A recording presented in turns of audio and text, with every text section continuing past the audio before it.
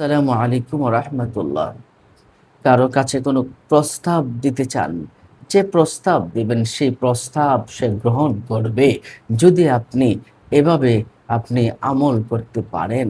আল্লাহ সুবহানাহু ওয়া তাআলার একটি নাম শুক্রবার দিন।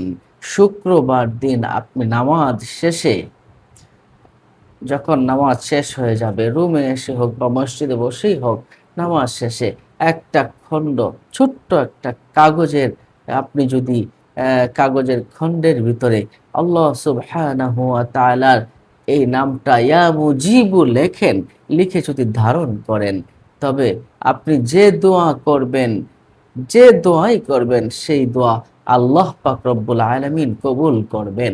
আর যদি আপনি লিখে ধারণ করেন, কারো কাছে কোনো প্রস্তাব দিতে চান, যে কারো কাছেই হোক, এবং এটা বিয়ের প্রস্তাব হতে পারে, কথার কোনো প্রস্তাব হতে পারে, অন্য যে কোনো প্রস্তাব হোক, ব্যবসায়িক প্রস্তাব হোক, আপনি যাকে মানাতে চান, প্রস্তাব গ্রহণ করাতে চান প্রস্তাব, তাহলে আপনি শুক্রবার দিন নামাজ শেষে একটা ছোট্ট কাগজের খণ্ডের ভিতরে আরবিতে লিখবেন ইয়া আলিফ মিম জিন ইয়া বা, ইয়া মুজিবু, ইয়া মুজিবু, একটু দেখে নিবেন।